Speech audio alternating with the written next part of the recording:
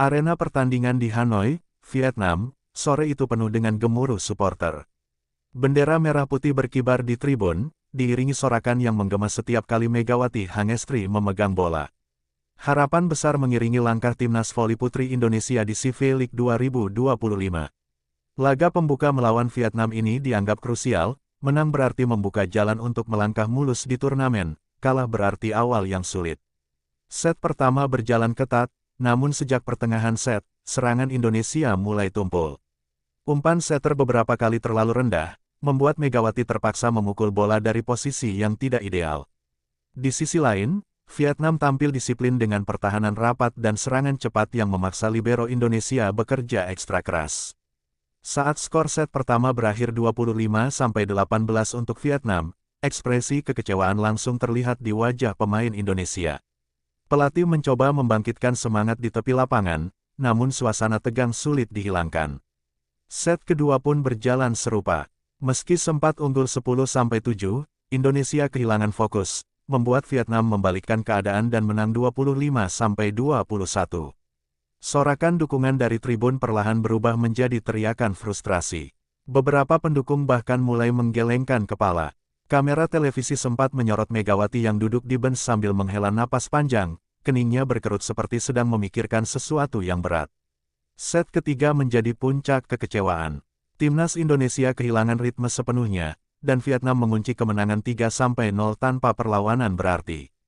Saat peluit panjang dibunyikan, para pemain berjalan meninggalkan lapangan dengan langkah berat. Beberapa menunduk, sebagian lain mencoba tersenyum hambar menyapa supporter. Di media sosial, reaksi langsung meledak. Tagar-tagar CV League 2025 dan tagar Megawati langsung memuncaki trending. Ada yang membela, menyalahkan persiapan tim yang kurang matang, tapi tak sedikit yang melontarkan kritik pedas. Banyak yang menilai kekalahan ini bukan sekadar kebetulan, ada masalah besar yang belum terungkap. Dan begitulah, kekalahan di laga pertama ini menjadi pembuka babak sulit bagi timnas voli putri Indonesia. Bukan hanya kalah angka, tetapi juga kehilangan rasa percaya diri yang akan berdampak di laga-laga berikutnya. Sorotan lampu media pasca kekalahan di laga pertama langsung tertuju pada satu nama, Megawati Hangestri.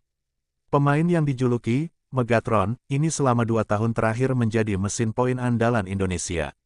Namun di CV League 2025, penampilannya dinilai tidak segarang biasanya. Statistik resmi menunjukkan ia memang mencetak poin terbanyak di tim, tetapi tingkat keberhasilan spike-nya turun drastis dibanding turnamen sebelumnya. Banyak analis menilai penurunan ini bukan murni karena Megawati kehilangan kemampuan, melainkan karena pola serangan tim yang monoton. Hampir setiap bola diarahkan kepadanya, membuat lawan mudah membaca gerakannya. Vietnam memanfaatkan situasi itu dengan memasang triple block setiap kali Megawati bersiap memukul bola.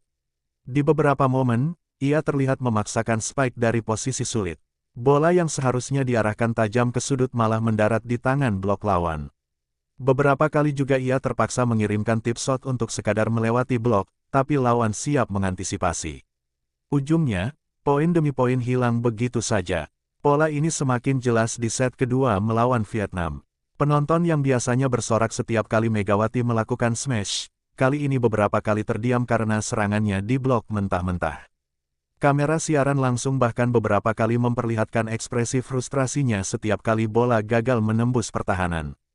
Di bangku cadangan, pelatih terlihat beberapa kali memberi instruksi kepada setter untuk mengubah pola serangan.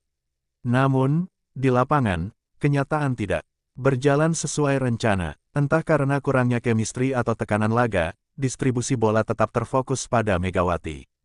Media mulai menyoroti bahwa kondisi ini membuat Megawati seperti terisolasi di lapangan. Alih-alih menjadi senjata mematikan, ia justru menjadi titik fokus yang mudah dihentikan lawan.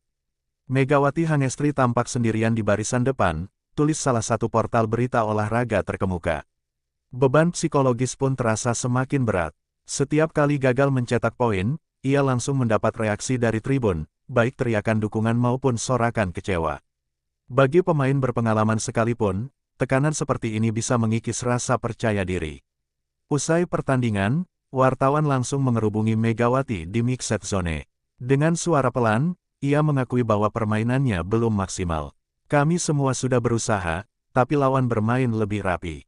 Saya harus akui, mereka mempersiapkan diri dengan baik untuk menghadapi saya, ujarnya sambil tersenyum tipis. Di balik layar, beberapa mantan pemain nasional ikut memberikan pandangan.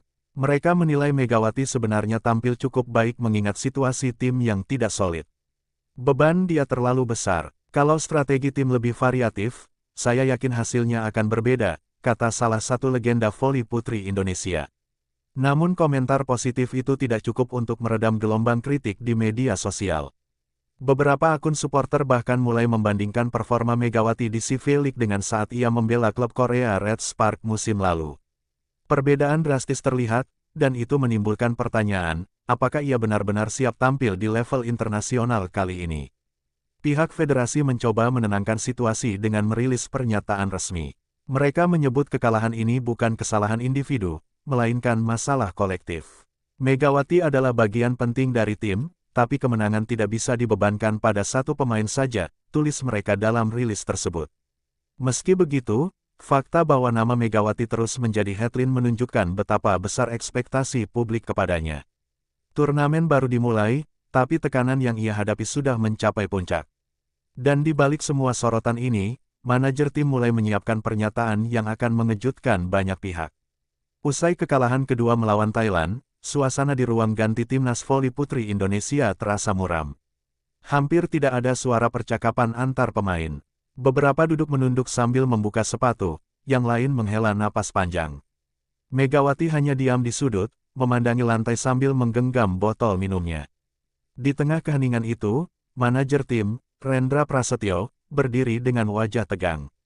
Sore itu, ia sudah memutuskan untuk bicara belak-belakan kepada media. Keputusan ini diambil bukan untuk menyalahkan pemain atau pelatih, tapi agar publik tahu apa yang sebenarnya terjadi di balik layar. Saya tidak mau masyarakat berpikir ini hanya soal skill di lapangan. Ada faktor lain yang membuat kami kalah, ujarnya kepada staf tim sebelum keluar menemui wartawan. Di ruang konferensi pers, puluhan awak media telah menunggu. Sorotan kamera langsung mengarah ke Rendra saat ia duduk di meja utama. Tidak seperti biasanya, ia terlihat tidak memakai jas resmi federasi, melainkan kemeja putih polos yang sudah agak kusut. Wajahnya serius, suaranya datar namun tegas. Kekalahan ini bukan murni kesalahan pemain. Persiapan kami memang jauh dari kata ideal, ujarnya membuka pembicaraan. Kalimat itu langsung membuat para jurnalis terdiam sejenak. Rendra kemudian melanjutkan penjelasannya tentang masalah yang dialami tim jauh sebelum turnamen dimulai. Menurutnya, jadwal latihan tim sangat singkat. Banyak pemain baru bergabung setelah kompetisi klub berakhir, dan ada pula yang harus membagi fokus dengan persiapan kontrak di luar negeri, termasuk Megawati yang baru menyelesaikan musim di Korea dan bersiap ke Turki. Akibatnya, mereka hanya punya waktu latihan bersama kurang dari 2 minggu. Bukan hanya soal waktu, fasilitas latihan pun tidak memadai. Rendra mengungkap bahwa di beberapa sesi, tim harus bergantian menggunakan lapangan dengan tim putra, sehingga durasi latihan berkurang. Bahkan, ada satu sesi yang batal total karena masalah teknis di venue. Dengan kondisi seperti ini, sulit membentuk chemistry yang solid, jelasnya. Pernyataan itu membuat beberapa wartawan mulai saling berbisik. Isu kurangnya persiapan memang sudah beredar, tapi ini pertama kalinya pihak resmi mengakuinya secara terbuka. Rendra juga menekankan bahwa strategi yang ingin diterapkan pelatih tidak sempat diuji coba melalui laga uji coba internasional. Lawan-lawan kami di CV League datang dengan bekal uji coba melawan tim-tim kuat. Sementara kami, hanya latihan internal. Ini jelas membuat mereka lebih siap di lapangan, tambahnya. Rendra juga mengakui adanya kendala komunikasi antar posisi. Setter belum sepenuhnya memahami karakter tiap speaker, libero belum sinkron dengan blok pemain depan, dan pola serangan cepat yang dirancang pelatih sering gagal dieksekusi. Bukan karena pemain tidak mampu, tapi karena waktu adaptasi yang terlalu singkat, tegasnya. Meski begitu, ia tetap memberikan pembelaan untuk para pemain, terutama Megawati. Ia menegaskan bahwa Megawati sudah memberikan yang terbaik, meski beban yang dipikul terlalu besar. Kalau dia kelihatan kelelahan, itu wajar. Hampir semua bola diarahkan ke dia. Lawan sudah membaca pola itu, ujarnya. Ucapan itu sedikit meredakan spekulasi miring yang berkembang. Namun, Rendra menutup konferensi pers dengan kalimat yang membuat suasana hening. Kalau situasi ini tidak segera dibenahi, saya khawatir kita akan mengulang cerita buruk ini di turnamen-turnamen berikutnya. Saat ia meninggalkan ruangan, beberapa jurnalis langsung berlari untuk menulis berita. Judul-judul panas mulai bermunculan di portal olahraga dalam hitungan menit. Rahasia yang selama ini hanya diketahui internal tim kini sudah menjadi konsumsi publik. Dan imbasnya, tekanan terhadap federasi pun semakin besar. Pemusatan latihan Timnas Voli Putri Indonesia untuk CV League 2025 awalnya dijadwalkan berjalan selama 1 bulan penuh. Namun, kenyataan di lapangan jauh berbeda. Dari 30 hari yang direncanakan, hanya sekitar separuhnya yang benar-benar terpakai untuk latihan bersama. Sisanya terpotong oleh keterlambatan kedatangan pemain, izin pribadi, dan masalah teknis. Megawati sendiri baru bisa bergabung seminggu setelah latihan dimulai. Ia baru saja menyelesaikan musim panjang di Korea dan hanya punya waktu istirahat 3 hari sebelum dipanggil ke pemusatan latihan. Kondisinya belum sepenuhnya bugar, dan ini berdampak pada kualitas latihannya di awal. Pemain-pemain lain juga menghadapi kendala serupa. Ada yang masih membela klub mereka di turnamen daerah, ada pula yang harus menyelesaikan urusan akademik. Situasi ini membuat pelatih kesulitan membentuk pola permainan sejak awal. Kami tidak pernah latihan dengan formasi lengkap sampai minggu terakhir, kata salah satu staf pelatih. Venue latihan pun kerap menjadi masalah. Di beberapa kesempatan, tim harus bergantian memakai lapangan dengan timnas putra atau bahkan tim basket yang juga sedang persiapan. Waktu latihan terpangkas, dan sesi strategi harus disingkat. Pernah suatu kali, sesi sore dibatalkan total karena lapangan digunakan untuk acara non-olahraga. Masalah lain muncul dari fasilitas pendukung. Peralatan video analisis yang biasanya dipakai untuk mempelajari permainan lawan sedang rusak. Akibatnya, pelatih tidak bisa memberikan pembelajaran berbasis rekaman pertandingan. Pemain terpaksa hanya mengandalkan penjelasan verbal yang kurang efektif. Belum lagi soal sparring partner. Rencana untuk mengundang tim klub papan atas sebagai lawan uji coba gagal total karena masalah anggaran. Satu-satunya sparring yang sempat dilakukan hanyalah melawan tim putra U18 yang jelas berbeda karakter permainan. Kami butuh lawan yang selevel atau lebih kuat untuk mengasah mental dan strategi, keluh pelatih kepala. Selain itu, jadwal latihan fisik yang padat di awal malah membuat beberapa pemain mengalami cedera ringan.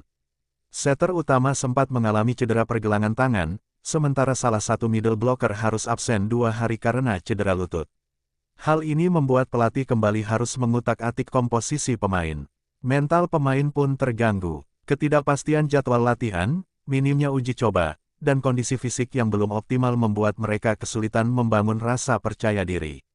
Bahkan, beberapa pemain muda mulai menunjukkan rasa ragu setiap kali diminta tampil dalam formasi inti. Megawati yang biasanya menjadi motivator tim, kali ini ikut terbawa suasana.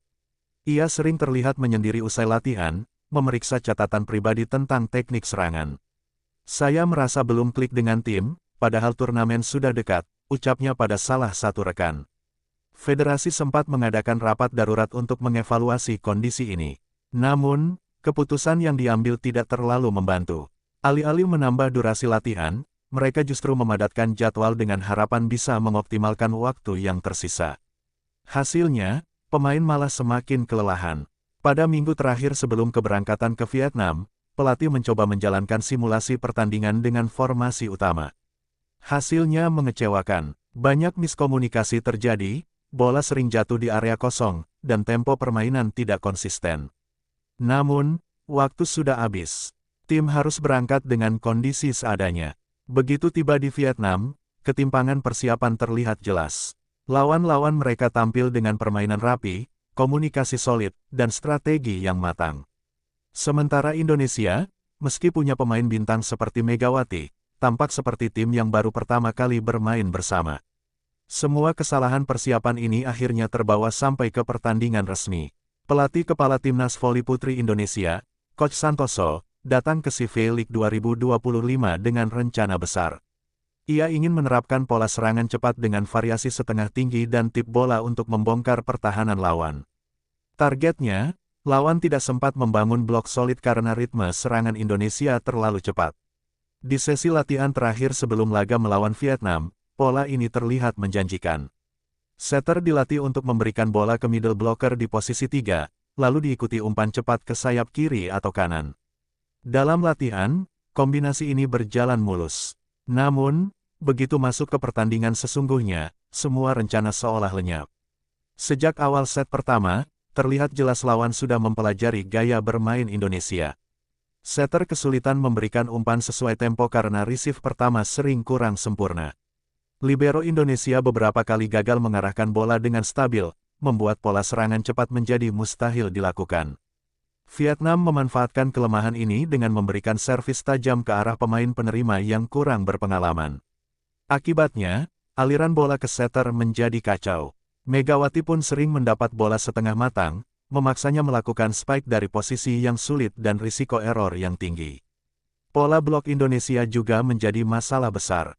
Blok yang seharusnya bergerak cepat justru sering terlambat menutup jalur smash lawan.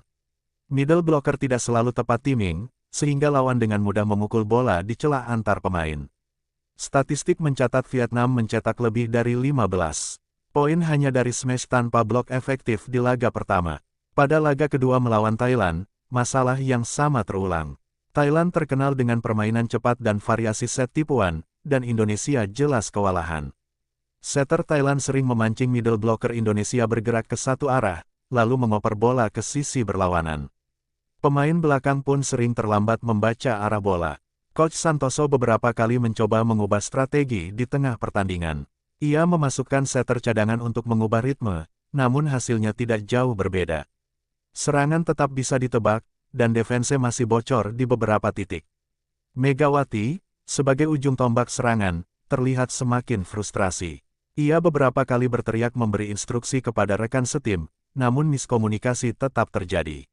Bahkan, ada momen bola jatuh di antara dua pemain yang sama-sama mengira temannya akan mengambil. Penonton di tribun sampai terdengar menghela napas kecewa. Di timeout, pelatih mencoba membangkitkan semangat dengan kata-kata keras. Main fokus, jangan buang poin sendiri, teriaknya. Namun, ekspresi para pemain menunjukkan rasa lelah baik fisik maupun mental. Strategi yang sudah disusun berbulan-bulan tampak runtuh di depan mata. Masalah servis juga ikut memperparah keadaan. Alih-alih menekan lawan dengan servis keras, beberapa pemain malah melakukan error dengan bola keluar atau tersangkut net. Poin-poin gratis ini membuat lawan semakin percaya diri untuk menyerang balik. Di sisi lain, lawan tampil tanpa tekanan berarti. Vietnam dan Thailand memanfaatkan kelemahan Indonesia dengan sangat disiplin. Mereka jarang membuang poin sendiri, sementara Indonesia justru banyak memberi poin gratis. Saat pertandingan usai, analisis statistik menunjukkan hal yang mencengangkan, dari total poin yang hilang, lebih dari 40% berasal dari kesalahan sendiri. Artinya, hampir separuh kekalahan bukan murni karena serangan lawan, melainkan karena strategi yang gagal dieksekusi. Kegagalan strategi ini menjadi pembicaraan hangat di media. Banyak pengamat berpendapat bahwa pelatih terlalu memaksakan pola serangan cepat tanpa mempertimbangkan kesiapan tim. Bahkan ada yang menilai, Indonesia kalah bukan karena kurangnya talenta, tetapi karena tidak mampu beradaptasi di tengah pertandingan. Tanda hubung. Kalau mau, di bab 6 mental pemain yang terguncang, kita bisa fokus menggambarkan bagaimana tekanan mental, rasa frustrasi, dan kritik publik mulai mempengaruhi performa Megawati Chess di sisa turnamen. Kekalahan beruntun di dua laga awal CV League 2025 bukan hanya memengaruhi posisi timnas voli putri Indonesia di klasemen, tetapi juga menghantam mental para pemain. Suasana di ruang ganti semakin berat.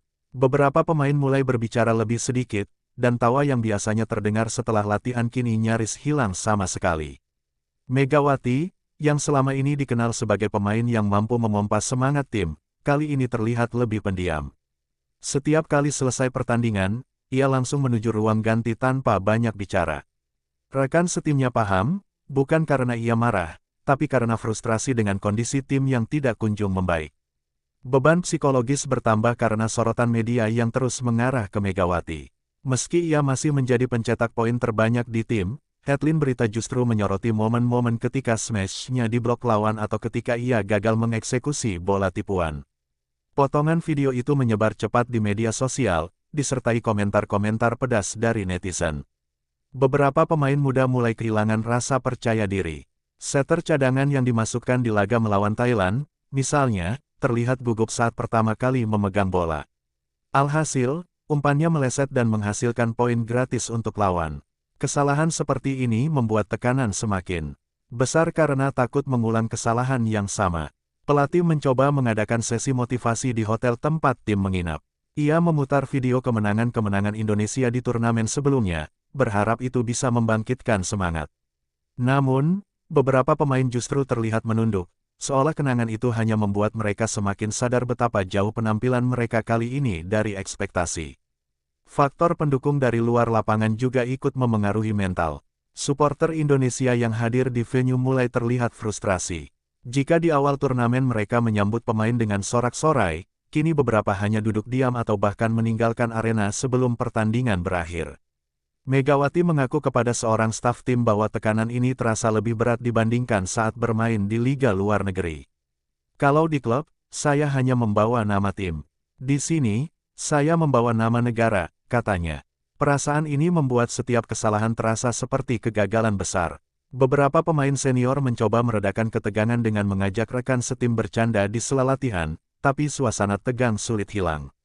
Setiap kali pelatih mengoreksi kesalahan di latihan, beberapa pemain terlihat tersinggung atau diam saja, tanda bahwa mereka mulai kelelahan secara mental. Di tribun penonton, lawan-lawan mereka justru bermain dengan penuh percaya diri. Setiap kali mereka mencetak poin, sorakan supporter terdengar membahana. Kontras dengan area supporter Indonesia yang semakin sepi teriakan. Pemandangan ini secara tidak langsung menggerogoti mental pemain di lapangan. Kekalahan demi kekalahan juga membuat mereka mulai mempertanyakan strategi yang diterapkan. Muncul bisik-bisik di antara pemain tentang pola serangan yang tidak cocok atau pergantian pemain yang dianggap terlalu lambat. Meskipun tidak diutarakan secara terbuka, ketidakpuasan ini memengaruhi kekompakan tim. Federasi mencoba memberi dukungan moral dengan mengirim pesan motivasi dari tokoh-tokoh olahraga nasional. Namun, sebagian pemain merasa itu hanya formalitas. Mereka tahu yang mereka butuhkan adalah solusi nyata di lapangan, bukan sekadar kata-kata penyemangat. Menjelang laga melawan Filipina, pelatih mengumpulkan semua pemain dan meminta mereka melupakan hasil buruk sebelumnya. Namun, tatapan kosong beberapa pemain menunjukkan bahwa luka mental sudah terlalu dalam. Tekanan untuk menang kini bercampur dengan rasa takut kalah lagi. Dan di tengah semua kegelisahan ini, Megawati sadar bahwa ia harus tetap berdiri tegak. Meski hatinya diliputi keraguan, ia tahu bahwa sorotan publik akan selalu tertuju padanya. Tekanan ini adalah bagian dari tanggung jawabnya sebagai kapten serangan timnas Indonesia. Langkah kakinya terasa berat saat Megawati melangkah keluar dari pintu hotel menuju bus tim. Angin malam Istanbul menusuk tulang, tapi yang lebih menusuk adalah tatapan orang-orang yang kini penuh keraguan. Tidak ada lagi senyum kagum atau lambaian tangan, hanya bisik-bisik yang seakan menjadi pedang tak kasat mata. Itu dia yang kemarin main buruk, terdengar lirih dari seorang penonton yang berdiri di dekat pintu masuk. Megawati hanya menunduk, mencoba mengalihkan pikirannya, tapi kata-kata itu terpatri di benaknya. Di dalam bus, suasana jauh dari riuh. Rekan-rekan setimnya sibuk dengan ponsel masing-masing, sebagian pura-pura tertidur. Hanya pelatih yang duduk di kursinya, sesekali menatap Megawati lewat pantulan kaca jendela. Ia tahu, pembicaraan malam ini bukan tentang strategi atau taktik, tapi tentang mental yang harus segera diperbaiki. Manisa BBSK tak punya waktu untuk terjebak dalam drama, apalagi mereka akan menghadapi laga penting beberapa hari lagi. Setibanya di pusat latihan, pelatih mengumpulkan semua pemain. Ruangan itu terasa dingin meski heater menyala. Kita semua harus bertanggung jawab atas kekalahan ini, ucap pelatih dengan nada tegas. Semua terdiam. Megawati merasakan setiap kata seperti diarahkan kepadanya. Pelatih lalu menatapnya lama, seolah berkata, ini waktumu membuktikan diri. Setelah briefing selesai, Megawati memilih untuk tinggal di lapangan sendirian. Lampu-lampu stadion sudah redup, tapi ia tetap memukul bola demi bola ke arah tembok. Setiap smash diiringi teriakan kecil, melepaskan amarah dan rasa kecewa yang menumpuk. Suara pantulan bola menjadi musik pengiring di malam yang sunyi. Keringat membasahi wajahnya, tapi ia tak peduli, ia tahu, hanya kerja keras yang bisa membungkam kritik. Beberapa staf klub yang masih berada di gedung latihan hanya bisa menggelengkan kepala. Mereka belum pernah melihat pemain sekeras kepala Megawati. Dia seperti orang yang berperang melawan dirinya sendiri, gumam salah satu dari mereka sambil mematikan lampu lorong. Keesokan paginya, Berita di media Turki masih ramai membicarakan kekalahan tim dan performa Megawati yang dianggap tidak sesuai ekspektasi. Judul-judul berita tajam seperti pisau, Megawati, sensasi yang belum jadi realita, atau bintang Indonesia tenggelam di Istanbul. Ia mencoba untuk tidak membaca, tapi notifikasi di ponselnya tak bisa dibendung. Meski begitu, ada juga beberapa fans yang masih memberikan dukungan. Jangan menyerah, Megawati. Kami percaya kamu akan bangkit, tulis seorang penggemar di Instagram. Pesan-pesan seperti itu menjadi secercah cahaya di tengah kegelapan yang ia rasakan. Ia membalas singkat, terima kasih, saya akan berjuang. Hari itu, sesi latihan kembali digelar. Pelatih memutuskan untuk memberi program khusus bagi Megawati, kombinasi smash, blocking, dan serve di bawah tekanan waktu. Aku ingin kamu merasa seperti sedang bertarung di final, kata pelatih. Megawati hanya mengangguk, lalu mulai melakukannya tanpa keluhan. Setiap bola yang ia pukul kali ini tidak hanya sekadar latihan. Ada rasa marah yang ia ubah menjadi tenaga. Rekan-rekan setimnya yang awalnya menatap ragu, perlahan mulai terpancing semangatnya. Sorakan kecil terdengar setiap kali Megawati berhasil melakukan spike sempurna. Setelah latihan, salah satu pemain senior mendekatinya. Kamu tahu, dalam voli, semua orang bisa jatuh. Tapi yang penting adalah siapa yang mau berdiri lagi. Dan aku lihat kamu mau berdiri, ujarnya sambil menepuk bahu Megawati. Kata-kata itu membuatnya tersenyum tipis. Malamnya, ia menulis di buku catatannya, aku tidak akan membiarkan satu pertandingan buruk menentukan siapa diriku. Aku akan membuat mereka melihat sisi terbaikku. Tulisan itu menjadi mantra barunya. Hari-hari berikutnya, Megawati menolak undangan wawancara media. Ia memilih membiarkan lapangan yang berbicara. Tim pelatih juga memutuskan untuk memberinya peran lebih besar di laga berikutnya, meski itu berarti menaruh beban besar di pundaknya. Di hatinya, Megawati tahu, pertandingan berikut bukan hanya soal 3 poin. Ini adalah pertaruhan nama, harga diri, dan kepercayaan ribuan penggemar yang masih berharap padanya. Dan ia berjanji pada dirinya sendiri, ia akan pulang dari laga itu sebagai pemenang, atau tidak sama sekali. Pagi berikutnya, suasana di Manisa terasa lebih hidup daripada biasanya. Di tengah lapangan latihan, para pemain sudah mulai pemanasan, namun perhatian mereka sering teralihkan ke arah Megawati yang berdiri di sisi lapangan sambil memegang catatan kecil. Dia menatap setiap gerakan rekan-rekannya, mencoba memahami ritme permainan dan pola yang digunakan. Meskipun belum resmi turun di pertandingan, aura profesionalismenya sudah mulai memengaruhi seluruh tim. Pelatih kepala, Coach Dennis, mendekat sambil membawa clipboard. Megawati, nanti kita coba beberapa formasi baru. Aku mau lihat bagaimana kamu bisa menyesuaikan. Ucapnya tegas namun hangat. Megawati mengangguk mantap, merasa inilah saatnya menunjukkan sedikit dari kemampuannya tanpa harus memberi semua kartu as yang ia miliki. Ia tahu, persaingan di Liga Turki akan lebih ketat daripada yang pernah ia hadapi di Korea. Sementara itu, media lokal yang diundang untuk meliput latihan mulai mengabadikan momen. Kamera menyorot setiap ekspresi Megawati, bahkan ketika ia hanya berdiskusi dengan setter tim. Wartawan Turki tampak penasaran, mengapa seorang pemain internasional berpengaruh mau bergabung dengan klub yang baru saja naik dari kasta bawah. Rasa penasaran itu justru membuat nama Megawati semakin sering muncul di berita olahraga. Di sela latihan, kapten tim, Elif Yildirim, menghampiri Megawati dengan senyum ramah. Kamu sudah siap untuk pertandingan debut? Tanyanya. Megawati tertawa kecil, siap, tapi rasanya seperti akan naik ke ring tinju. Elif tersenyum lebih lebar, jangan khawatir, di sini semua orang akan melindungimu, tapi di lapangan, itu cerita lain. Ucapan itu membuat Megawati sadar bahwa dia harus siap menghadapi tekanan besar sejak awal. Latihan pun berlanjut ke sesi simulasi pertandingan. Coach Dennis memberi perintah agar Megawati langsung ikut formasi utama.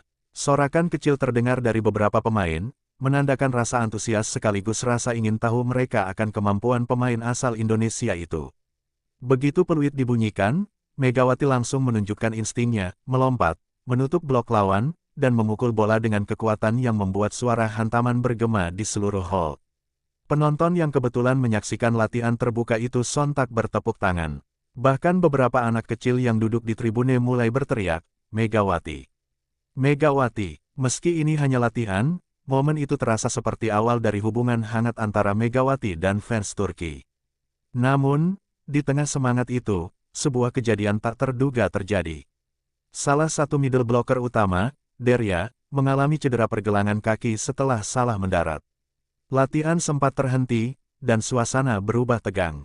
Megawati langsung membantu membopong Derya ke tepi lapangan, menunjukkan sikap peduli yang membuatnya semakin dihormati oleh rekan setim. Setelah situasi terkendali, Coach Dennis memutuskan untuk melanjutkan latihan dengan formasi darurat.